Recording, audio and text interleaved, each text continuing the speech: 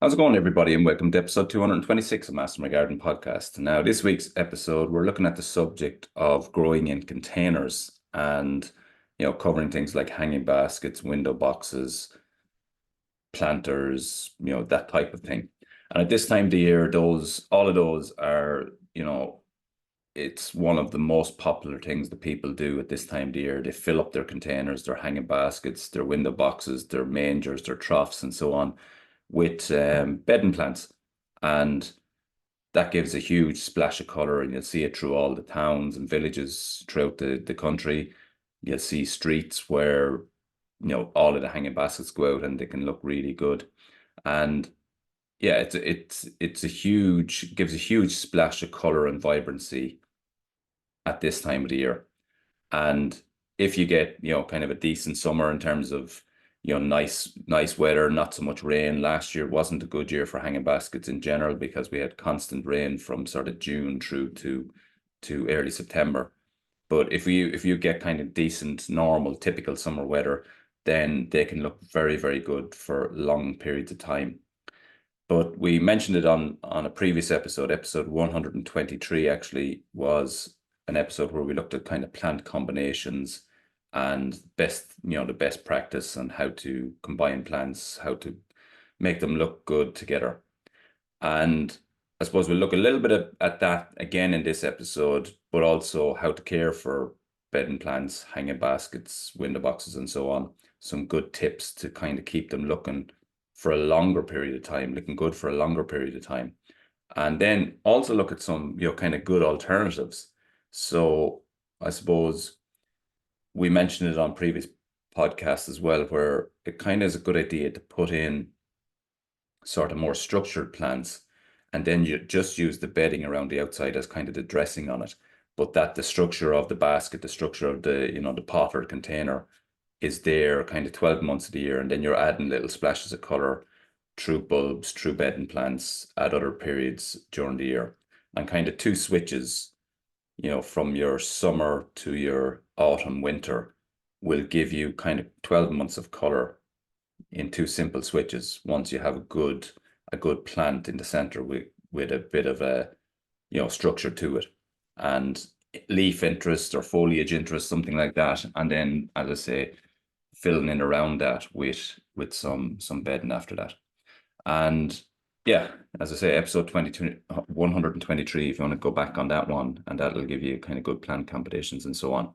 First thing to remember when it comes to bedding plants and planting at this time of the year into containers of any sort is that you're generally speaking looking at a small amount of growing media, and then it's going to be quite densely packed with bedding plants, and that's what gives you the impact. You have a lot of flower in a small space.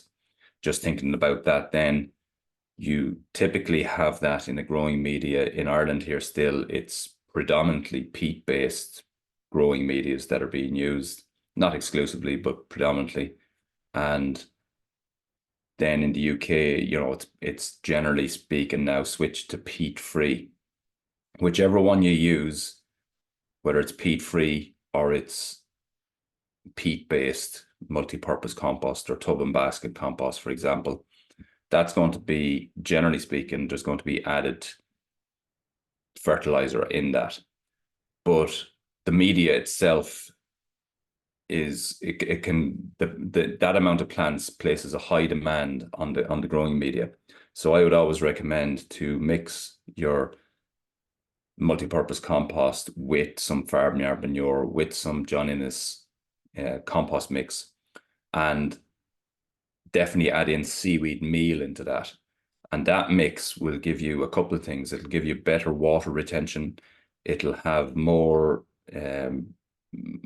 natural elements to help the root zone of the plant. It will stop it drying out quickly. It'll hold nutrients better, and it'll be just an all-round better mix for that intensity of planting. And that's a good thing to do at the start. Seaweed in general is, whether it's adding granular seaweed into the planting stage, but also liquid seaweed as a sort of a healthy way of boosting boosting the baskets, boosting the plants and keeping vibrancy in it. Once every 2 to 3 weeks, giving it a liquid feed of seaweed will definitely help and will definitely allow you to extend, I suppose, the season. As to the bedding plants, typically you're getting maximum kind of 3 months out of it, but by using seaweed, you'll be able to kind of get longer. It'll also prevent things like getting a shock from drought or drying out.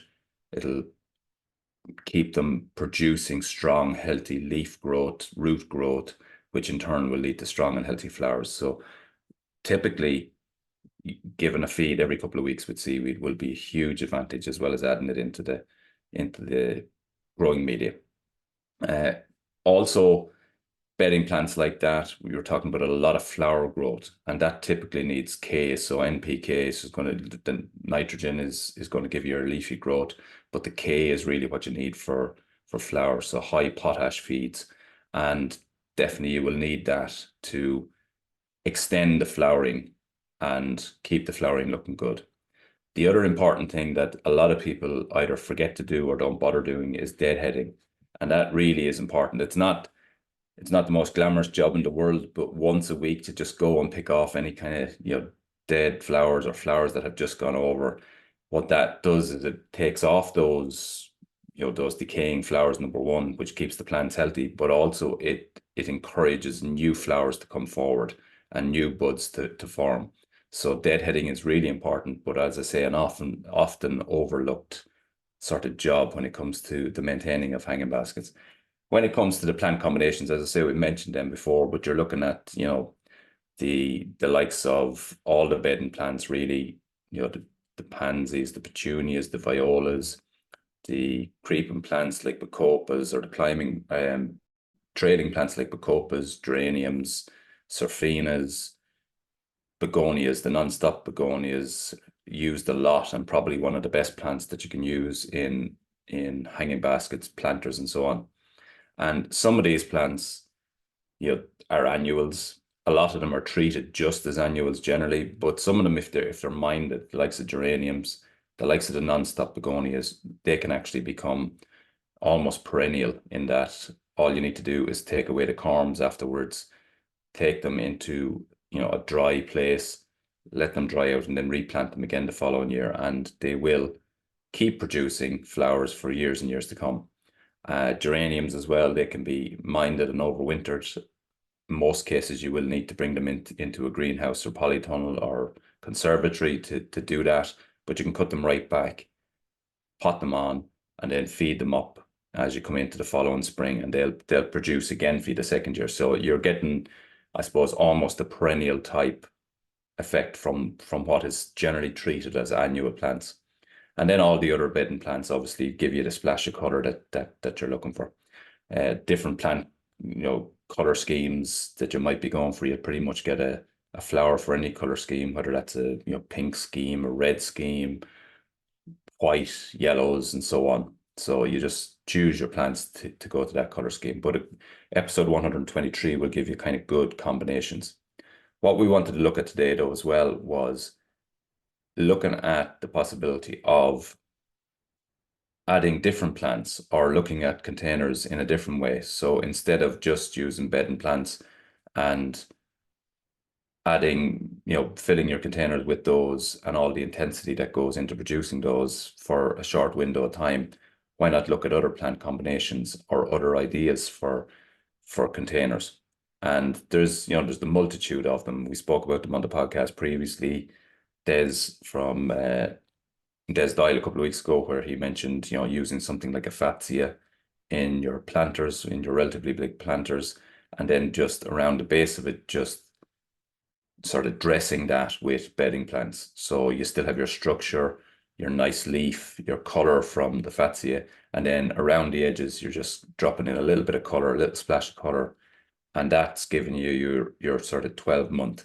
You just whip out a little bit of bedding in the summer, coming into the late autumn, early winter, you add in some bulbs or some winter bedding, and then that gets you through to the next, sort of this time next year, when you're going to put in your summer bedding again. And it's a much simpler cycling than completely changing everything.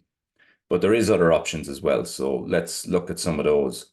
So planting, for example, a rose, a really nice quality specimen rose, a David Austin rose, suitable for growing in pots. That could be, a patio rose or a miniature rose, and they will produce large amounts of flower. Typically, they're going to be smaller type flowers than the normal rose flower that you'd be used to seeing, but they'll be very prolific in terms of flowering, and that will flower for a lot longer than bedding plants typically would. Again, you will need to, ensure that, as with all containers, that you're putting quite good quality growing media in there. You are using things like seaweed again and fertilizer to make sure that you're getting the most out of that plant. But a good miniature rose, a good patio rose could flower for, up to 6 months. And that gives you a pot with great color. You can get different plant combinations or different flower combinations. So you can get all pink flowers, all whites, all yellows, all reds, and so on. And that will give you color over a really long period of time. And so roses are a really good option for a singular planting of, of a container. The other options, you can look at things like grasses. So for example, if you have terracotta pots, actual terracotta, the terracotta colored pots, they can look really good with different types of grasses in them. Things like miscanthus, you're looking at the hackniclias, carex, that type of grasses and sedges, they can look really good. Astelia silver shadow, and they're foliage based, but sometimes containers can look brilliant with just the contrast of foliage, the different heights of maybe two or three different grasses in there. You might have a hackniclia and a miscanthus, and they'll give you different textures, different heights, different colors, all within the same planter. Now, it's not, high flower like a bedding plant, but it can be really interesting and look really well. And that particularly looks well with a terracotta pot or a terracotta colored pot. So it's not that, as I say, high color, but it's certainly really interesting. I got two I got two ferns last year and potted them into as just a basic pot, really basic pot. But I had them at the front door because there's like a porch and doesn't get sun. So I got ferns because they're kind of they like shade, and they're an evergreen fern. They look quite good. So you have the glossy leaf in the wintertime. The variety is not coming to my mind at the moment, but they look really good in the wintertime. But for the last month, as they're entering their spring color, they've looked really interesting. So the the leaf has been uncurling, and it's shown this lime green vibrant leaf just above the canopy of the old leaf, and it looks really good. Now that those leaves will change now over the next couple of months, and they'll go darker, and then they'll become the dark glossy leaf of next winter. But it's changing all the time, and it's a single plant, but very suitable for a shaded spot. So takes very little water, takes very little maintenance, just occasional watering, and it looks really good and something interesting all the time. And when it was uncurling a couple of weeks ago, that looked really interesting, really good. And even my 5-year-old girl was out looking at it because they're interesting looking, like kind of curly leaves, and they were interesting as they were opening up. Other options are, alpines. Alpines are a brilliant option for containers, especially, if you have small containers, or, going on something like a windowsill or little patio area. So alpines, things like saxifrage, oxalis, aubrieces, that type of thing. There's so many there. Louisia, cotyledons, diascas, any of those type, rock plants or alpine plants. And they will need a slightly different growing media. So you'll mix a bit of horticultural grit through it, or gritty sand through it. They want to be free draining. They're generally, they like growing in, they don't need a huge amount of food necessarily they'll grow in areas that are, as the name suggests, rock or alpine. So they're not as demanding as, say, bedding plants or whatever. So that's a really good option. Then with the right combinations of alpines, you'll get flower. They're daintier, they're less, I suppose, vibrant and big and bold than your bedding plants might be, but they're daintier. They tend to multiply as well and fill out a lot better. And obviously then they're long term. So, a nice planter planted up with alpines will give interest 12 months of the year. Will it be especially nice spring, summer as they flower? And yeah, as I say, they can look brilliant. So alpines are a good mix. So saxifrage, oxalis, dianthus, Louisia, um, diascas, those type plants. And as I said, look really good. Then other plants, say if you're in a shaded area, like where I was, other plants that would work really well in containers, hostas combined with the likes of the Hackanaceae that I mentioned earlier. So the grassy Hackanaceae with the big leafy hosta, and they will look really well intertwined with one another. And you can get so many different colors, textures, sizes of hostas. And many people worry about them in relation to slugs, but when you're in containers, it's actually quite easy to control that by starting fresh at the start, making sure there's no slugs inside and using something like a copper tape afterwards. And they can multiply and really fill out that pot.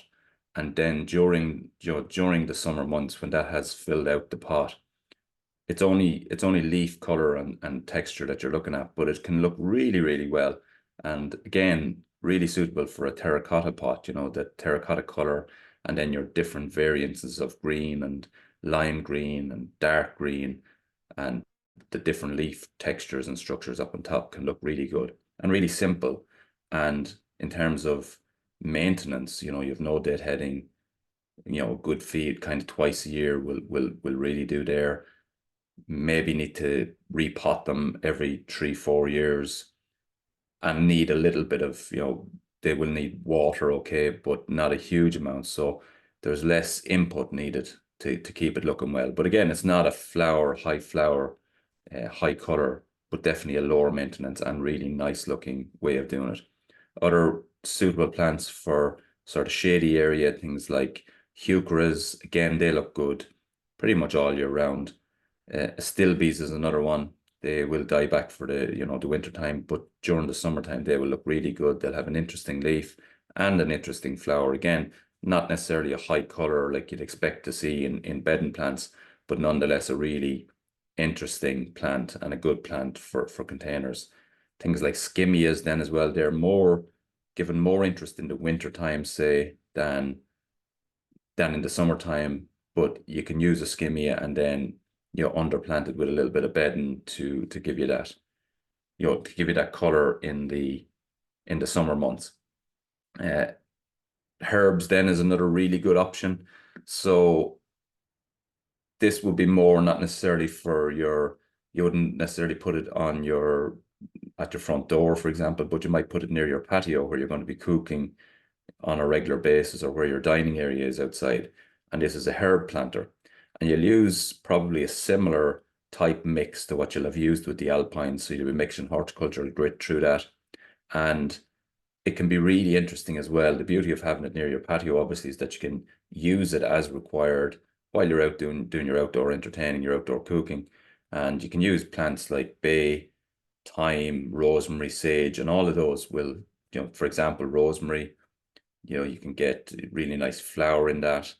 The sage, you can get a purple leaf version, which tastes quite similar to the standard edible sage that we know.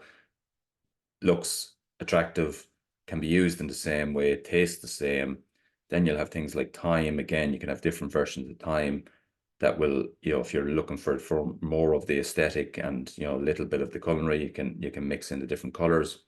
Then obviously the standard stuff like parsley, oregano, and any of those type herbs, and you can get, as I say, ornamental looking versions of it that still have a functional culinary benefit as well.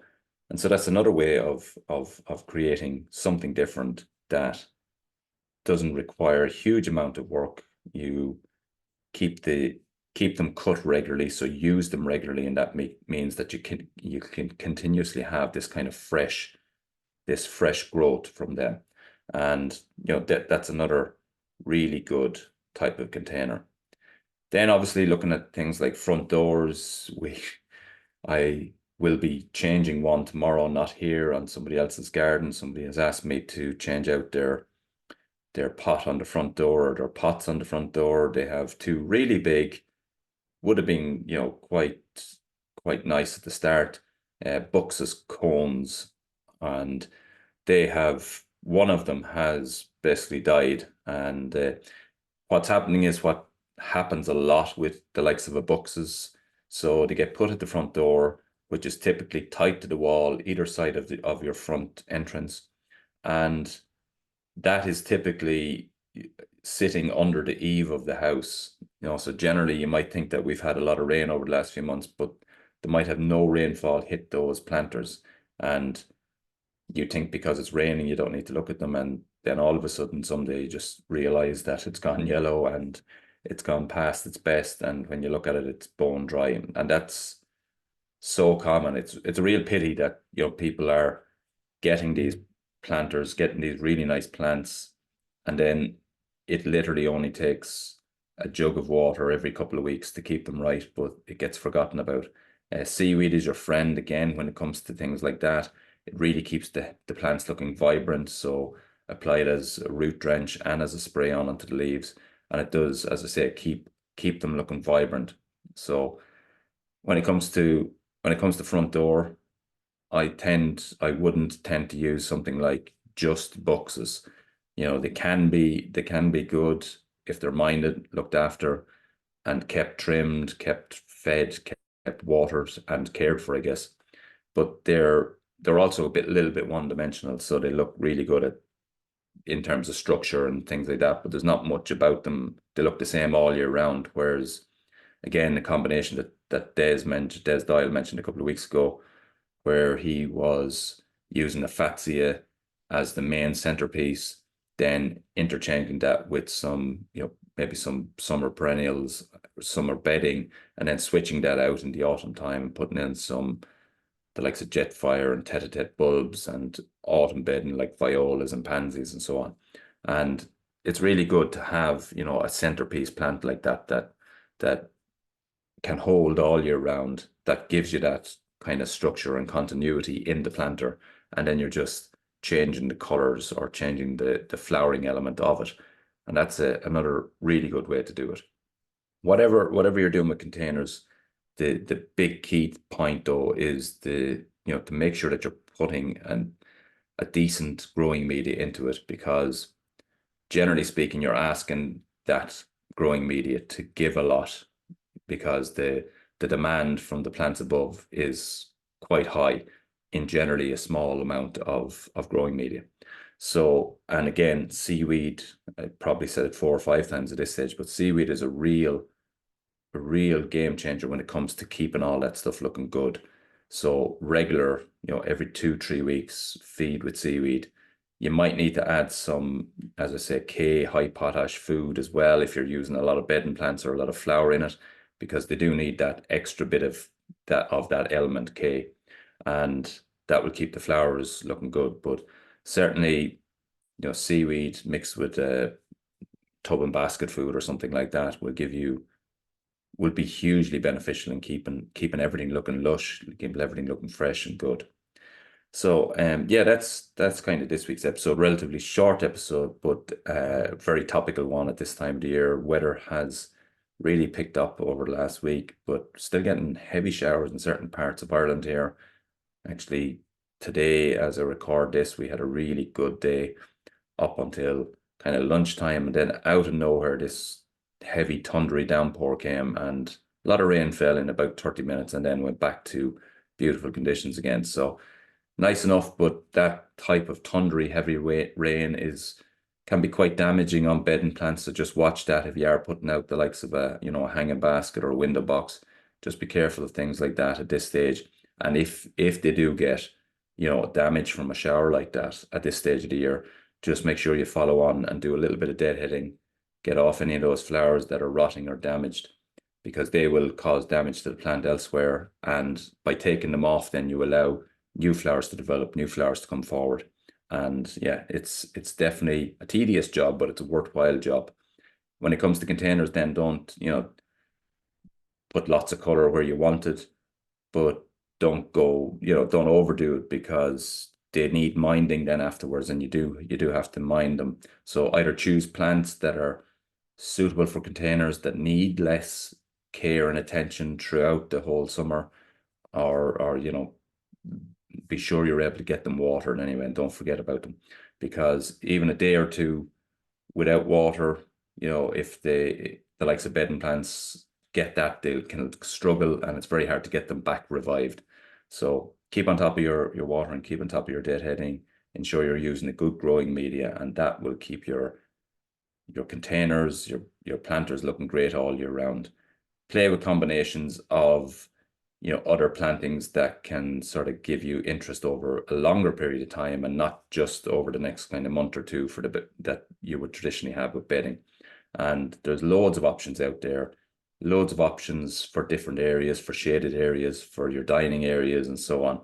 And yeah, play around with it, have fun with it. Lots of good options there. And if you check back on episode 123, there's good plant combinations there for sort of bedding plant combinations, and how to position and so on. Lots of garden events really coming on stream now. So this weekend is open weekend in RHSI Bellafield. Paul Smith is doing talks down there. So if you check out their website, it's RHSI Bellafield. And yeah, as I said, plant or tours of the garden, and good talks with Paul there. Then obviously Bloom is on the horizon as well in June. We'll chat a bit more about that in the coming weeks. And Laois Garden Festival, mentioned it a couple of weeks ago. I'm speaking at that, basically about how to grow your own garden from scratch. And Carl Wright from Carl Bridge Gardens is also talking at it. And I suppose the main speaker of the day is Frances Tophill from BBC Gardener's World. And I'm sure she'll be talking about, she has a new book out, she'll be talking about that. But they're really interesting speakers. If you're looking for grow your own, that sort of thing, I'm giving a talk on that on the day. And just look up Laois Garden Festival, and it's on Sunday, the 9th of June. And again, we'll be chatting a bit more about that on the run up to it and over the coming weeks. So there's lots going on. There's loads of garden shows, as I say, on the horizon, loads of plant fairs on the horizon. I try to keep you posted on them, as many as them as I can. If there's any that that are coming up that you'd like mentioned on it, give me a shout. Send me an email, info@mastermygarden.com, and I'll give it a shout out or give it a plug coming up to the event as well. And yeah, gardening is in full swing now, and weather is starting to play ball over a longer period of time. And it's really, really good. Growth is good. The temperatures are right up now over the last couple of weeks here. And yeah, everything's kicking off. For me in the garden, the potatoes are starting to push through the ground. Tomatoes are going into the tunnel this week. I know lots of you have them in for a while now, but for me here, I'll be going in now this week. And lots of my tender stuff are really starting to burst out now, the things like squash and French beans and all of that. So yeah, busy month, lots of sowing going on, lots of planting going on. And yeah, generally a busy month in the garden, but one of the most enjoyable months.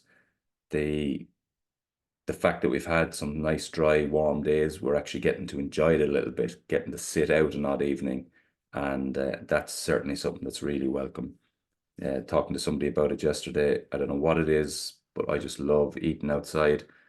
The person I was talking to said that they believe that the food tastes nicer outside, and I don't know if that's actually true, or if it's just a feeling, but it is really nice to sit out and enjoy the outside, dine al fresco, enjoy the garden.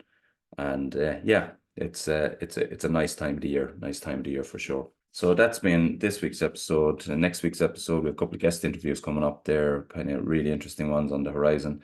And yeah, with lots of interesting episodes coming up over the next couple of weeks. So that's been this week's episode. Thanks for listening, and until the next time, happy gardening.